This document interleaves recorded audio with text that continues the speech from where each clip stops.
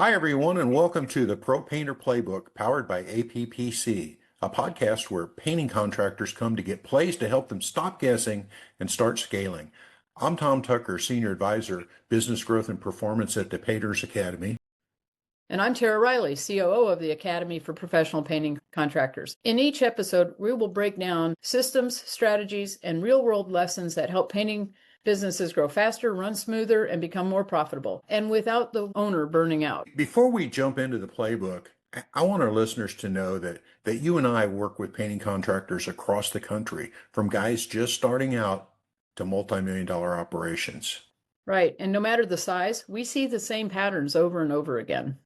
Oh, yeah, and it's almost predictable. Different business, same problems. So if you're ready to build a business that works as hard as you do, you're in the right place. Let's get into the playbook, and I'm going to lay out what we're going to cover today. Awesome. Well, Tom, this is the beginning. So we're going to start by just talking about the basics. And honestly, I have learned over the years not to overlook basics. I never assume that people understand all the details. So I think it's important to go through. Let's talk about a little bit about what this playbook solves. Bottom line is what we see, what you and I have seen as we coach these painting contractors. And you and I have been coaching not only painting contractors, but business owners for well over 30 years each. The bottom line is we see that most businesses are reactive, and that when we're reactive and we don't have good system, growth stalls, right? Absolutely. And it doesn't matter what the business is. I mean, really, that last line, you don't rise above your systems. You just don't. And I think it's important to talk about what a system is. Again, we've worked with lots of contractors, and bottom line is everyone knows, hey, they're supposed to have systems. I'm supposed to have systems. I know I should have systems, but really, what is a system? Bottom line is a system is a repeatable way of doing something that produces a predictable result. I've lined it out. I see it as having really three pillars. First, it has to be repeatable. It has to be able to be done the same way every time and not be dependent on just somebody's memory. I think it needs to be predictable so that you know what outcome to expect, and that most importantly, your results aren't random. I think a big thing I see is that I think people often think that results just happen. They don't realize how much they could actually control the results of their business if they really work at it. Yeah, and I think one of the things you had up here, I think folks forget sometimes that things need to be transferable as they grow in their business. And, things can't just be dependent on them. And like you said, it can't be random either. It's a system is something that you replicate, day in and day out. And that's a missing piece sometimes. Oh, yeah. Well, and then this is what's interesting. I think the other thing we see, and first of all, let's talk about whether you have a system. I think one way or another, people have systems. The question is, do they have those pillars? Are they repeatable and transferable? A lot of people have a way of doing things. I think we see a lot of the folks that we work with are really in this column on the left, right? Mm-hmm. They do have a system, but it's a system that's going to break really easily when they start to scale, or if they try to transfer it. And honestly, I've been guilty of this, Tom. I think you have too. I mean, sticky notes. I mean, you ought to see my desk. I'm a little guilty of not necessarily being the most organized person all the time. But bottom line is, when you don't have good systems, things happen. We've got missed calls, things fall through the cracks. These are the things I hear from the contractors I work with. It's they're afraid, and the owner is trying to do everything. And the bigger they get and the more they're trying to be the chief everything officer, the more they become the barrier in their business. Absolutely. And I got to tell you, when I visit with owners and I see a bunch of sticky notes, I can tell you at some point in time during that conversation, the owner's going to tell me that they're overwhelmed and they just feel like they can't get a hold of the day and they're being pulled in every direction. Yeah, and it's stressful when you're trying to remember everything. I think one of the things we learned, especially from like the time management systems, is is having reliable places to write things. Even that, just the time management system, right? Having reliable places to write things down that it's there, takes it out of your brain, and then you don't have to be constantly remembering. I know when I'm not making good lists, it's like my brain is always going 100 miles an hour. What did I forget? What did I forget? What did I forget? And another thing is just, having that in place at the bottom, talks about process and accountability. What better way to train your folks and get that next generation going by having good systems in place? Right. Some of the keys there is a checklist, or, that it's in writing. You'll hear the terms SOP or standard operating procedure, which really is a documented checklist. Really important are having some kind of measurement, key KPIs, key performance indicators, having some form of scheduled follow-up on it, making sure that we're looking at these KPIs, these numbers on a regular basis. Probably the most important thing is who owns it, right? Absolutely. Yeah. I think what happens, I've seen in my past where people will develop actually a pretty well written system, and yet it's still not operating right. And part of that is like, well, who's in charge of it? And it's a little bit of this. Well, I thought you were doing it. No, so making sure that we have clear accountability. And as we say in leadership, clarity is kindness.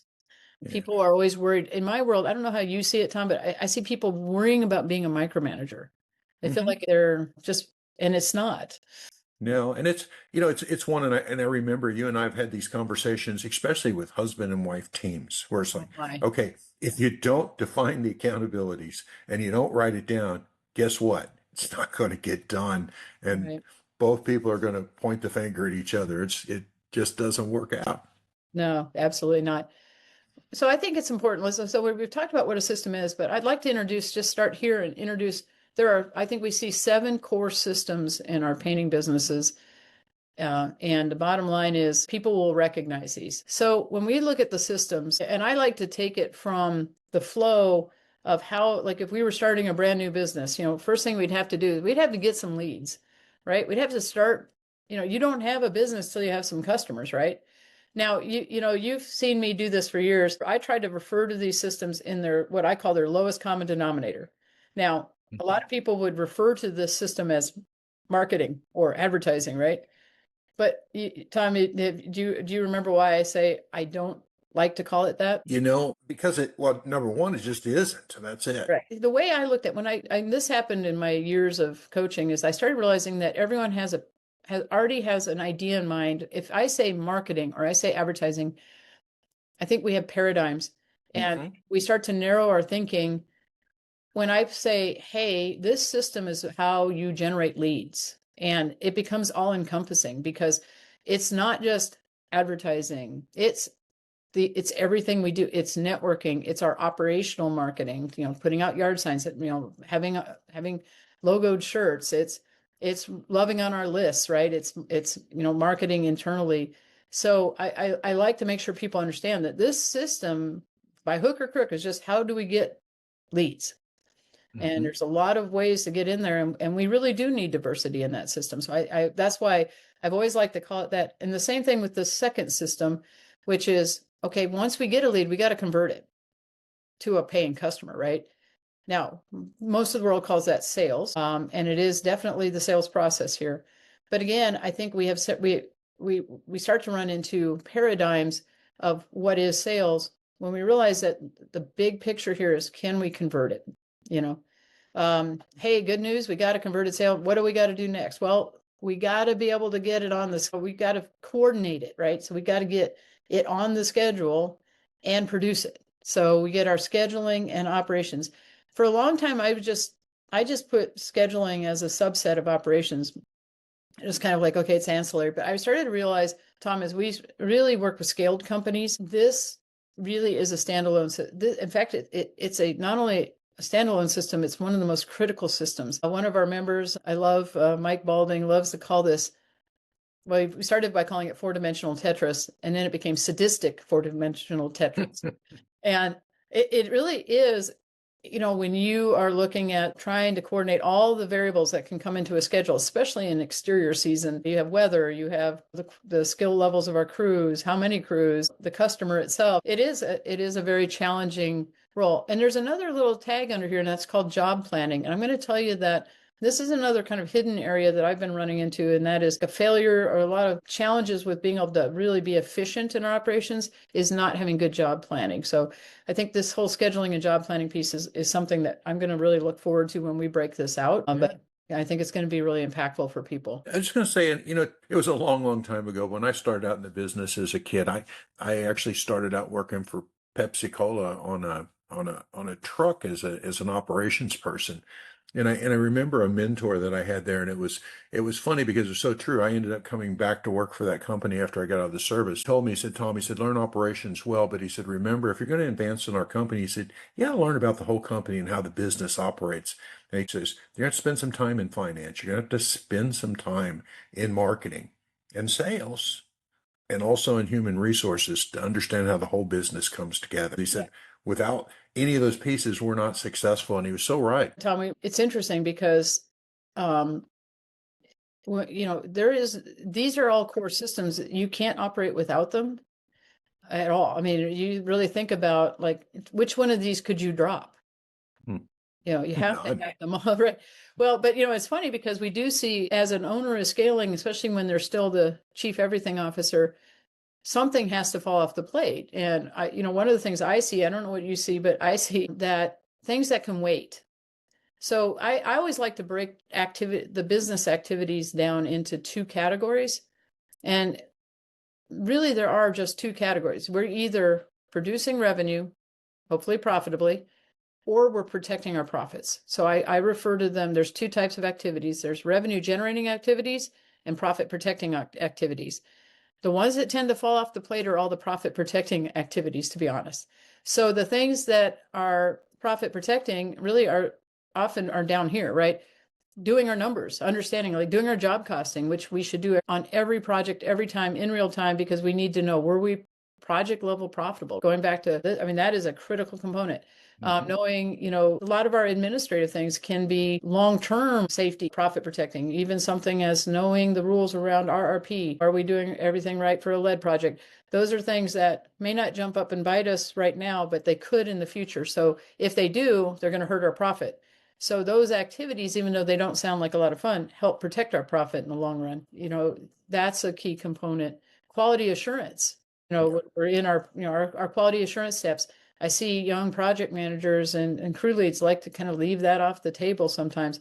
We're done with the project. That's all, But QA, quality assurance, is really important for protecting profit and also for long run health. Are we going to be referred? Are we going to get a 5-star Google review? Well, those are all really because of these steps. So yeah, it's interesting. And of course, resource acquisition, who we're hiring, what we're paying for our materials, all those things are definitely profit protecting. So.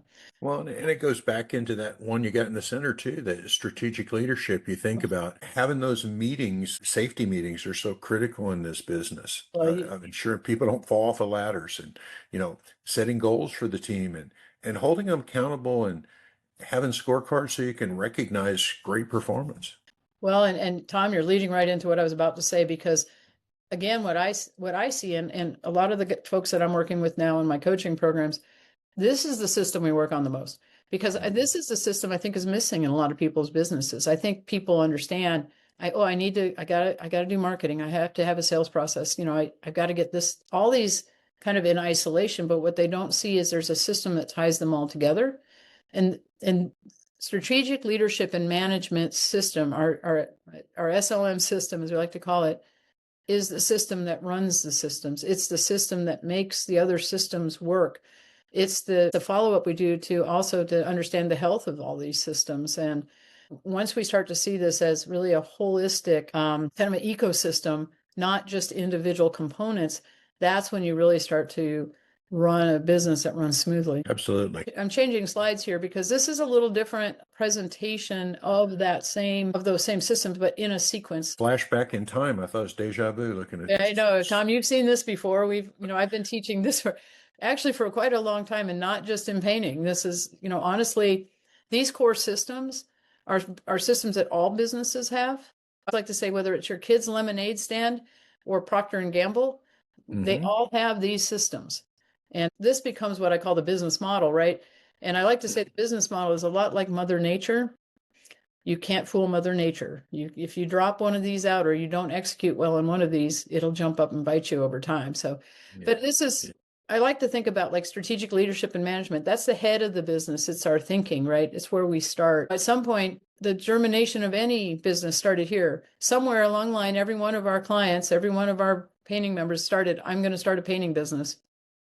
At some point, they may have been painting and decided, I'm going to go out on my own. Or some people literally started, I think I can see where this would be a lucrative business. I'm going to start a painting business. But that was, when they were there, they were in there starting in the thinking. And they started planning it out. How's it going to happen? And so this system thinks about how to execute all those systems. I want to point out the key thing here. And then what I like is that, one, we can see that the flow goes through here, but eventually it lands in the financial and administrative systems. And again, this is a system that tends to fall off of people's plates. Getting your data put together, having a weekly scorecard, having your profit and loss statements. This is the data.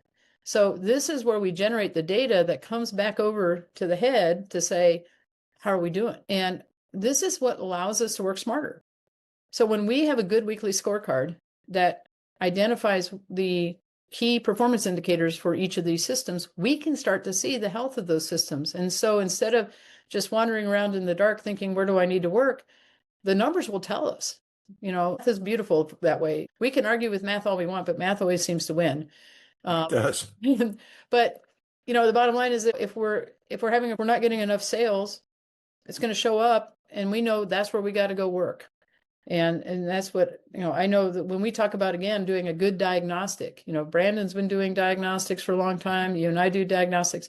The beautiful thing is that, in a very short span of time, we can look at somebody's business without being out, they can be thousands of miles away from us, but by looking at the numbers, we can see where the gaps are. I'll let our listeners know just a little peek under the tent. In a couple of weeks, Brandon's actually got a video that's coming out, the myth that I'm not a numbers guy. You're hitting on something, Tom. So many of our folks are, I'm not a numbers guy. And it really is just a confusion of like, everyone has these numbers. I mean, or they're around somewhere, and they're not that hard to track. But I think it's just that we're uncomfortable with things we don't know yet.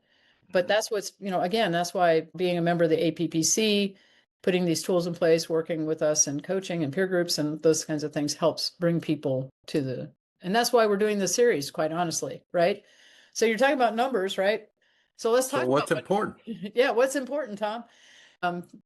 We can talk about, when we're in a group, like when we used to do training, we remember we'd ask people to call this out, but probably one of the first things that always came out, and people get this, what's an important number? Well, profit. Hopefully this is one of the first things that comes to your mind. Am I profitable? Right? Am I making a profit? Am I making the money I want to make in my business? If you're not a business, you're a charity. Yeah. Oh, that's, yeah. And, we never want to be set up as a not-for-profit. I don't think, like I said, we used to ask people, did anyone set up their business to be a nonprofit? Because I'm pretty sure all of you are here to make money. Another really important number, when we start talking about profit, is revenue. Like how much are we producing? How much revenue are we generating, right? Because we can't have profit without revenue. Another really important one is our expenses, right? So when we really think about profit, well, the bottom line is revenue. Profit is take our revenue, take out our expenses, and what's left over is profit. And that's true for every business on the planet. Again, whether it's your kids' lemonade stand or a big Fortune 500 company, the bottom line is profit equals revenue minus expenses. So, yep. Now KPIs, we talked about that, key performance indicators. These are a little bit more, the big three are profit, revenue, expenses, but how do we improve those? Well, KPIs are what we call diagnostic. Those are the diagnoses. This is how we know the health of the systems. And I'll talk about this again in a minute. And then the last one is owner's discretionary profit, right? So there's paper profit, like, there's a couple different places of profit, but then the question is, how much are we making as an owner? What is our owner's profit? So we'll talk about that in an upcoming episode. And then most importantly, and we forget, how much cash do we have in the business? Because not having good cash, not having cash reserves puts us in a mindset of scarcity. And that is a dangerous place for owners to be. We really need to operate from a mindset of abundance in order to be able to grow and grow healthily. And when we're tight on cash, we don't have good cash management practices. The bottom line is we will operate from scarcity. As we mentioned, measurement is the key to success. I just want to take just a second to introduce the concept of KPIs, because not all of our listeners will really understand the total, what is that? And we call them key performance indicator. It's a number. It is a measure that gives you an indication of how the system is performing. So just be clear, a KPI is a number, and we'll talk about the KPIs for the key systems real quick, and that'll really be the end of this intro. At the bottom, it says you can't manage what you cannot measure, and that's so true. But I'd also add on that you can't manage what you cannot measure if you don't track it as well. So you got to Exactly. look at it.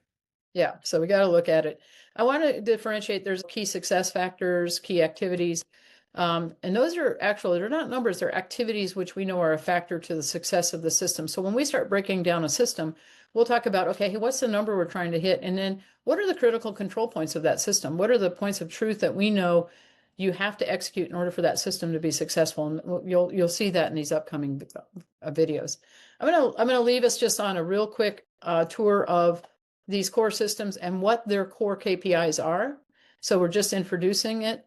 When we start talking about our strategic leadership system, and the most important, what we consider to be the most important KPI in the business is is gross profit margin. This is our project level profitability. And I have always referred to gross profit as mama. And I say, Tom, why do we call gross profit mama? If mama's not happy, we got a problem. Yeah, if mama ain't happy, ain't nobody happy. So if, one thing that we do as coaches is like the first thing I want to know is what's your gross profit margin? Because if your gross profit margin isn't right, I don't want to get you more leads so that, if you're not making money at the project level, if we're not job costing and knowing that we're making, project level profitability, all I'd be doing if I got you more leads is digging a hole deeper and faster for you so that we could put you out of business faster, to be honest with you. And so the bottom line is, why do you need to know this stuff? Well, you may not understand. You may think I'm not making enough money. I need to get more leads. Well, it may not be that you need more leads. You just need to be more profitable in the leads you're getting. So a gross profit is a critical one. When we look at lead generation, it's pretty obvious. What's our metric? How many leads are we getting? Our lead conversion, our sales. There's a key component here. The number one thing we need to look at is how much are we selling weekly? Like, what is our target and how much are we selling? There's some sub-diagnostics in this category that are really important too, and that's how fast are we converting it, right? What's our set rate? What's our closing rate? You'll see those really pop up. This is a very critical system, and it's got a little cadre of KPIs. But most importantly, are we selling enough?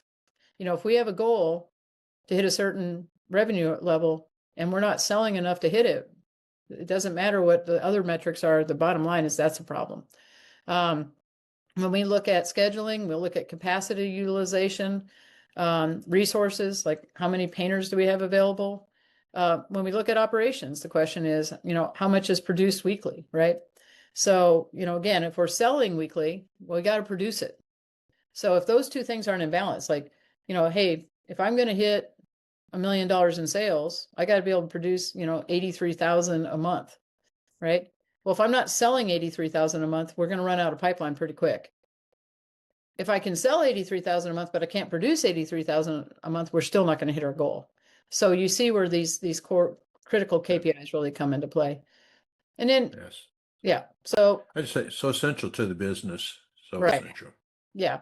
Anyway, again, as we break down each of these systems, we will, we'll talk about these in great detail. So that I think is concluding this little segment, which is the intro to what are systems, what are the core systems of our, of a painting business, and what are the measurements we're looking at it. Tom, do you have any questions based on what we just talked about? You're going to do this on a weekly basis, so there's several more episodes that our listeners could tune in and watch on this particular topic.